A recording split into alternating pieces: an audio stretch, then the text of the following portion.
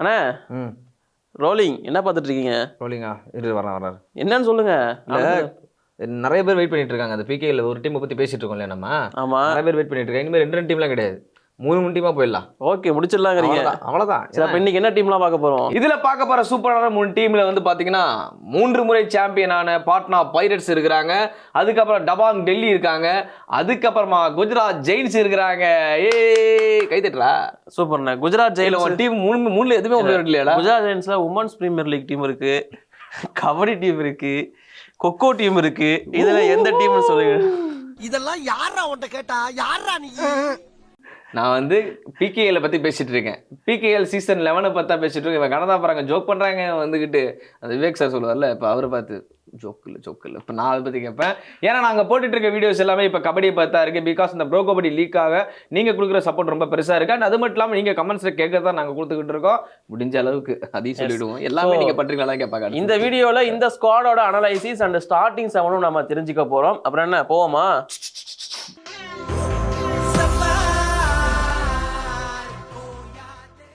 சரி, இப்போ இருக்குது இல்லை, இந்த ஸ்டில் வந்து பயங்கர ட்ரெண்டாக போயிட்டு இருக்கு. ஆமா, இப்போலாம் விக்கெட் எடுத்தால் இந்த செலிப்ரேஷன் தான் கிரிக்கெட்டில் பண்ணுறாங்க.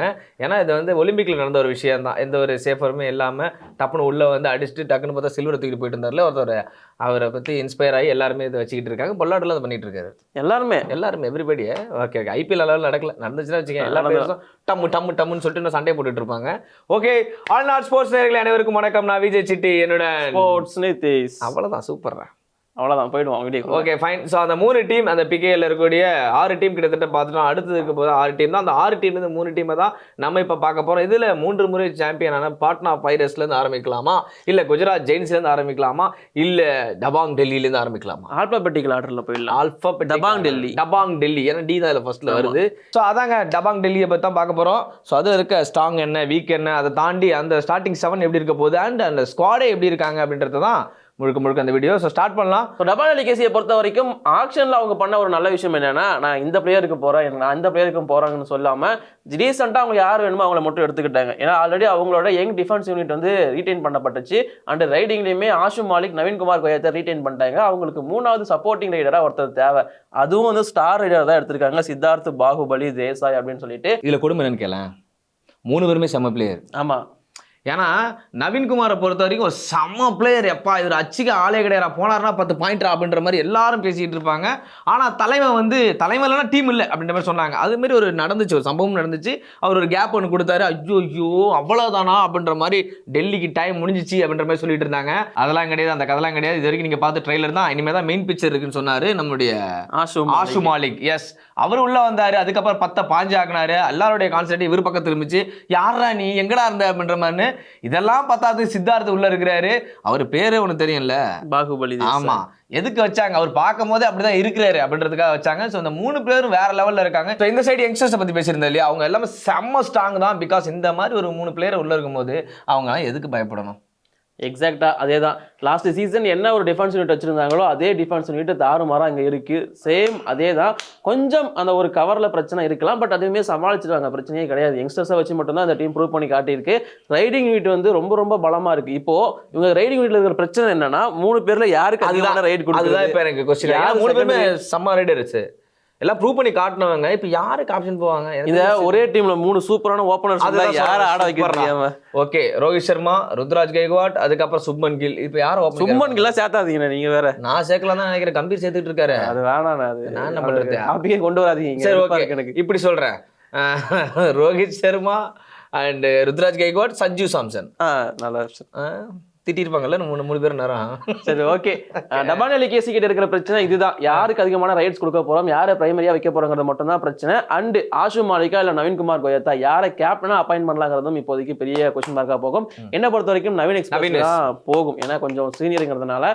ஸோ டபாங் டெல்லி கேசி சூப்பராக இருக்குங்க. அவனோட ஸ்டார்டிங் 7 நான் சொன்னதுலேருந்து உங்களுக்கு தெரிஞ்சிருக்கும். 3 ரைடர் வந்து சித்தார்த் தேசாய், நவீன் எக்ஸ்பிரஸ் அண்ட் கூடவே ஆஷு மாலிக். அண்ட் அந்த எங்க டிஃபென்ஸ் வந்து பார்த்தீங்கன்னா ஆல்ரெடி அவங்க ரீடைன் பண்ண 3 பிளேயர்ஸ் அப்படியே தான் இருக்க போறாங்க. யோகேஷ் இருப்பாரு, ஆஷிஷ் மாலிக் இருப்பாரு. கார்னர்ஸை பொறுத்த வரைக்கும் கவர்ஸ்ல வந்து பார்த்தீங்கன்னா விக்ரந்த் இருக்க போறாரு.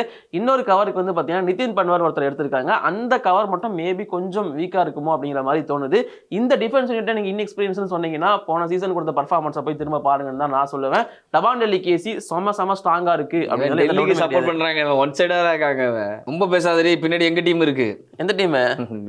பின்னாடி திரும்பி பார்க்காதரா, ஒரு டீமுக்கு சப்போர்ட் பண்ணி நான் இருக்கேன்னு சொல்ல வந்தேன். அந்த டீமை பத்தி பேசுறதுக்கு முன்னாடி அதுக்கு முன்னாடி இன்னொரு டீமை பத்தி பேசலாம். குஜராத் ஜெயின்ஸை பத்தி பேசிடுவோம். குஜராத் ஜெயன்ஸ். ஆனா குஜராத் ஜெயன்ஸுக்கும் பட்னா பைரட்ஸுக்கும் ஒரு லிங்க் இருக்கு. 2 பேரும் கப்பல்ஸ் இல்லையா? இல்ல பட்னா பைரட்ஸோட கோச், ஐ மீன் அங்க 3 டைம் சாம்பியன்ஷிப் அடிச்சு கொடுத்த கோச் இப்போ குஜராத் ஜெயன்ஸோட coach Ram Mehar Singh. Okay okay okay okay. So இந்த குஜராத் ஜெயன்ஸை பொறுத்த வரைக்கும் அவங்க ஃபசல் அட்ராஜலியை வந்து பெருசா பேக் பண்ணியிருந்தாங்க. பட் இந்த சீசன் ரிலீஸ் பண்ணி விட்டாங்க.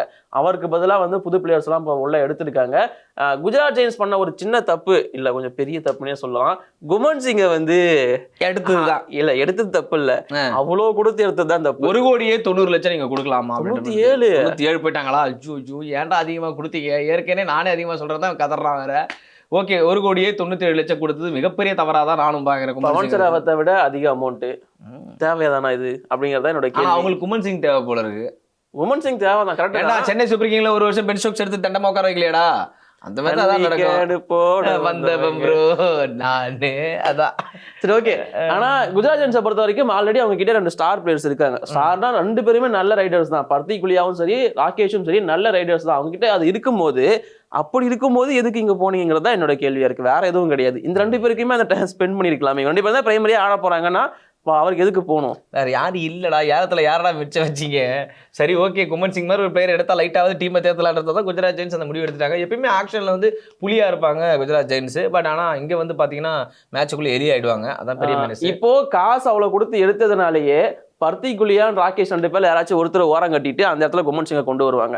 அங்க டீம் ஃபெயிலியர் ஆகும். இது தேவைதானாங்கிறது என்னோட கேள்வி. சோ குஜராத் ஜெயின்ஸோட பிரச்சனை இதுதான். குஜராத் ஜெயின்ஸ் இந்த சீசன் ஒழுங்கா போக மாட்டாங்க அப்படிங்கிறதுக்கு இந்த ராம் மேகர் சிங் மேனேஜ் பண்ணிடுவார் தான். பட் ரைடர்ஸ்ல குழப்பங்கள் ஏற்படும்.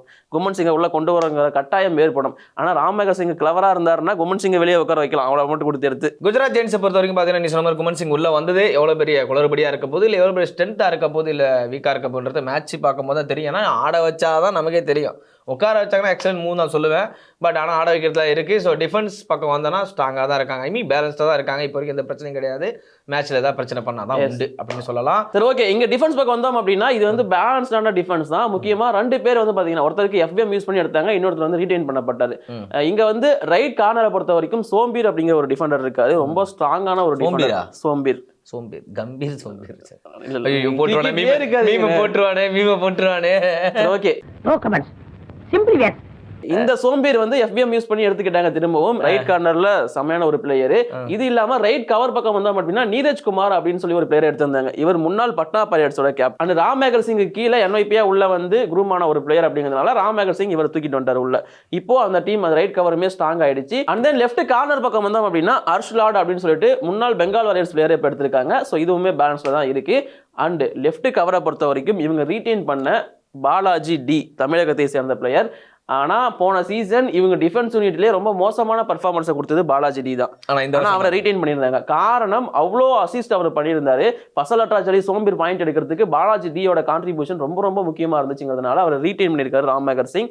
ஸோ அதனால அவரையுமே யூஸ் பண்ணுவார். டிஃபென்ஸ் யூனிட் வந்து ரொம்ப ரொம்ப பேலன்ஸ்டா இருக்கு. குஜராத் ஜெயின்ஸை பொறுத்த வரைக்கும் ரைடிங் யூனிட்ல குழப்பம் மட்டும் ஏற்படாம இருந்தா இந்த டீமுமே ஸ்ட்ராங்கான டீம் தான். 2 டீமை பத்தி பேசுனதுக்கு அப்புறமா எல்லாரும் எங்க டீமை பத்தி பேசுங்கன்னு சொல்லிட்டு எல்லாரும் வெயிட் பண்ணிட்டு இருப்பாங்க. பட்னா பைரட்ஸ் அவ்வளோ ஃபேன்ஸ் உண்டு. ஏன்னா சாம்பியன் டீம் பர்தீப் நர்வால் அந்த டீம்ல இருந்த வரைக்கும் சாம்பியன்ஸ் டீம் ஹாட்ரிக் சாம்பியன் சொல்லு. பர்தீப் நர்வால் அந்த டீம்ல இருந்த வரைக்கும் சாம்பியன் சொல்ல அப்பதான் பேச விடுவேன். சரி, ஹாட்ரிக் சாம்பியன்ஸ்.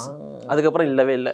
பரவாயில்ல, 3 தடவை கப் அடிச்சிருக்கோம்ல, அது பெருமை தானே. ஒரு டீமை புகழ்ந்து பேசுறா. சரி எஸ், அந்த டீமோட சூறாவளி சுதாகர் அண்ணா உள்ள இருக்கிறாரு. அதுக்கப்புறம் ஜான் குன்லின்னு ஒரு ஓவர்சீஸ் பிளேயர் இருக்காரு. அண்ணன்லாம் சொல்லாதீங்க, உங்க தம்பி தான் அவரு, சின்ன பையன். அதனால அண்ணன் வராரு வழி விட்டு அப்படின்ற அதுக்கு பெருமையா சொல்றேன். சொல்ல ஆரம்பிங்க. உங்க ஏஜை கம்மி பண்ண வேணாம். இப்ப என்னை மாட்டி விடுறதுக்கு நீ ஒரு பிளான் பண்ற பாத்தியாடா? சரி போங்க போங்க. என்னடா நீ ஆல்ரெடி அண்ணன் சொன்னதுக்கு அங்க கீழே போட்டு தான் இருக்காங்க. போங்கண்ணே. ஓகே, ஸோ எங்க டீமை பொறுத்த வரைக்கும் சூறாவளி சுதாகர் இருக்கிறாரு. அப்புறம் ஓவர்சீஸ்ல நாங்கள் இறக்கிருக்கோம் ஜான் குன்லின்னு ஒரு பிளேயர் இறக்கிருக்கோம். ஸோ 2 புயலுமே ஒன்று சேர்ந்துச்சுன்னா அவ்வளோதான், யாராலையும் தடுத்து நிப்பாட்ட முடியாது அப்படின்ற மாதிரி தான் இருக்கும். அதனாலே வந்து பார்த்தீங்கன்னா இந்த டீம் பயங்கர ஸ்ட்ராங்காக தான் இருக்கு. ஒரே ஒரு விஷயம், அந்த சைடு டிஃபென்ஸ் சைடு வந்தோன்னு வச்சிங்களேன், கொஞ்சம் வந்து பேலன்ஸ்டாக இருக்காங்கன்னா அது காரணம் யங்ஸ்டர்ஸ் இன்எக்ஸ்பீரியன்ஸாக இருக்கிறாங்க. அது ஒரு பிரச்சனை இருக்கு. இன்னொன்று ஒவ்வொரு டிஃபெண்டரும் ஒவ்வொரு டீம்ல இருந்து வந்திருக்காங்க. அது வேற செட் பண்ணணும், அது ஒரு பிரச்சனை இருக்கு. இந்த பிரச்சனை மட்டும்தான் உனக்கு தெரியுது.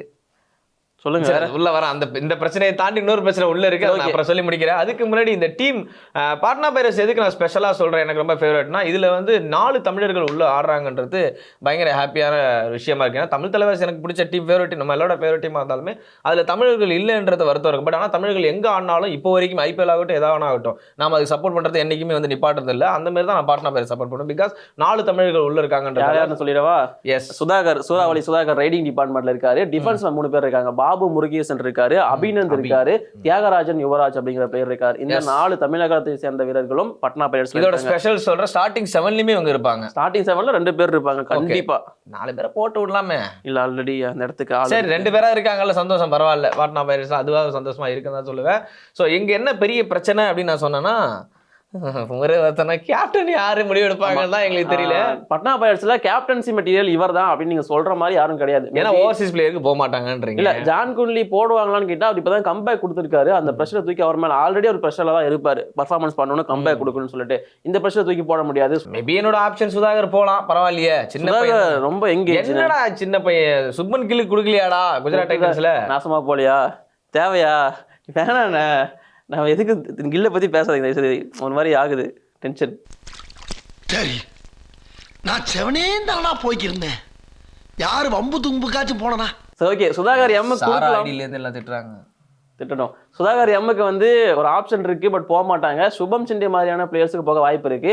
ஸோ இதை நம்ம அவங்க கிட்டே கொடுத்துருவோம். அவ்வளவுதான். ஸ்குவாட்ல இருக்கிற பிளேயர்ஸ்லாம் நான் சொல்றேன், யாரை கேப்டனா போலாங்கிறத நீங்க சொல்லிடுங்க. பட்னா பைரட்ஸோட ரைடிங் டிபார்ட்மெண்ட்டை பொறுத்த வரைக்கும் லெஃப்ட் ரைடர்ஸா வந்து பாத்தீங்கன்னா ஜான் குன்லி இருக்காரு. அது மட்டும் இல்லாம சுதாகர் எம், குணால் இருக்காரு. அண்ட் தென் கூடவே அயன் அப்படிங்கிற ஒரு பிளேயர் இருக்காரு. ரைட் ரைடர்ஸை பொறுத்த வரைக்கும் மீட்டு சர்மா, சந்தீப் குமார் இருக்காரு, தீபக் ஜக்லான் அண்ட் சாஹில் பட்டேல் இருக்காரு, தேவங் தலால் அப்படிங்கிற ஒரு பிளேயர் இருக்காரு. அண்ட் கூடவே பர்வீந்தர் போரா அப்படிங்கிற ஒரு பிளேயர் இருக்காரு. டிஃபென்ஸ் டிபார்ட்மெண்ட்டை பொறுத்த வரைக்கும் ரைட் கார்னர்ஸ் அப்படின்னு பார்க்கும்போது சுபம் சிண்டே இருக்காரு, அமித் நாடார் அண்ட் நவ்தீப் இருக்காரு. ரைட் கவர்ஸை பொறுத்த வரைக்கும் தீபக் ராத்தி இருக்காரு, பிரசாந்த் ராத்தி அண்ட் கூடவே சாகர் ஜக்லான். லெஃப்ட் கார்னர்ஸை பொறுத்த வரைக்கும் அன்கீத் ஜக்லான், தியாகராஜன் யுவராஜ், அமன் லேத்தர் இருக்காங்க. லெஃப்ட் கவர்ஸை பொறுத்த வரைக்கும் குர்தீப் சாங்வான், பாபு முருகேசன், மனிஷ் அண்ட் அபிநந்த் சுபாஷ் இருக்காங்க. ஸோ இதுதான் பட்னா பைரட்ஸோட ஸ்குவாடு. அவ்வளவுதான், ஸ்குவாட சொல்லிட்டல. இதுல இருந்து யாரை கேப்டனா போடுறாங்க நீங்க சொல்லுங்க. எஸ், வழக்கம் போல கமெண்ட் பாக்ஸ்ல போடுவீங்க இல்லையா. ஸோ இதுல கேப்டனா வந்து இவர் தான் இருப்பாருன்றத சூப்பரா மென்ஷன் பண்ணி போட்டீங்கன்னா, ஒருவேளை நீங்க சொல்ற பிளேயர் கேப்டன் ஆயிட்டாங்கன்னா உங்க பேரை நாங்க ஷோல மென்ஷன் பண்றோம். ஓகே, ஸ்டார்டிங் 7 நான் சொல்லிடுறேன். ஸோ ரைடர்ஸை பொறுத்த வரைக்கும் ஜான் குன்லி, சுதாகர் எம் கன்ஃபார்ம்டு. அது இல்லாம இங்க ரைட் ரைடர்ஸை பொறுத்த வரைக்கும் மீட்டு சர்மா போவாங்க அப்படிங்கிறது என்னோட ஒப்பீனியன். மேபி சந்தீப்பும் போகலாம், ஏன்னா லாஸ்ட் சீசன் ப்ரூவன் பிளேயரா இருந்திருக்காரு. டிஃபென்ஸை பொறுத்த வரைக்கும் இங்க ரைட் கார்னருக்கு சுபம் சிண்டே அவர் தான் போவாங்க. முன்னாடி பட்னா பைரட்ஸ்ல இருந்தார், அதுக்கப்புறம் பெங்கால் வாரியர்ஸ், இப்ப திரும்பவும் பட்னா வந்திருக்காரு. ஸோ அவர் தான் obvious choice. And then right கவரை பொறுத்த வரைக்கும் தீபக் ராத்தி அப்படின்னு சொல்லிட்டு குஜராத் ஜெயண்ட்ஸ்ல இருந்த பிளேயர். ஸோ அவர் இங்க வந்திருக்காரு. ஸோ அவரை வந்து பிளே பண்ண வைப்பாங்க. அண்ட் தென் லெஃப்ட் கார்னர் பொறுத்த வரைக்கும் அன்கீத் ஜக்லான் தான் லாஸ்ட் சீசன் ப்ரூவன் பிளேயரா இருந்தார். லாஸ்ட் சீசன் பட்னா பைரட்ஸ்க்காக அதிக டிஃபென்ஸ் பாயிண்ட் எடுத்தவர் அண்ட் ஓவரால் டிஃபென்ஸ்லயுமே அதிக புள்ளிகள் எடுத்த அன்கீத் ஜக்லான் தான் இங்க லெஃப்ட் கார்னர்ல இருக்கவாரு. லெஃப்ட் கவரை பொறுத்த வரைக்கும் கண்டிப்பா பாபு முருகேசனுக்கு தான் திரும்ப போவாங்க. பாபு முருகேசனும் லாஸ்ட் சீசன் ரீப்ளேஸ்மெண்டா வந்து நல்ல பர்ஃபார்மன்ஸா கொடுத்த பிளேயர். ஸோ இதுதான் பட்னா பைரட்ஸ்ல ஸ்டார்டிங் 7 இருக்கும். அப்படியே சொல்றவங்க செமி போயிடுவாங்கன்னு சொல்றேன். பிளே ஆஃப் போறதுக்கான வாய்ப்பு இருக்கு, பட் கொஞ்சம் கஷ்டப்படுவாங்க. ரைடிங் டிபார்ட்மெண்ட் வந்து சூப்பரா பிளே போயிடுவாங்கன்னு சொல்றேன். சரி போயிடுவாங்க, அவரோட ஆசைப்படி. அவ்வளோதான், முடிச்சுப்போமா? ஓகே மக்களே, நீங்க மறக்காம அந்த பாட்னா பைரட்ஸோட கேப்டன் யாருன்றத கமெண்ட் பாக்ஸ்ல போடுங்க. நன்றி, தேங்க்யூ, வணக்கம்.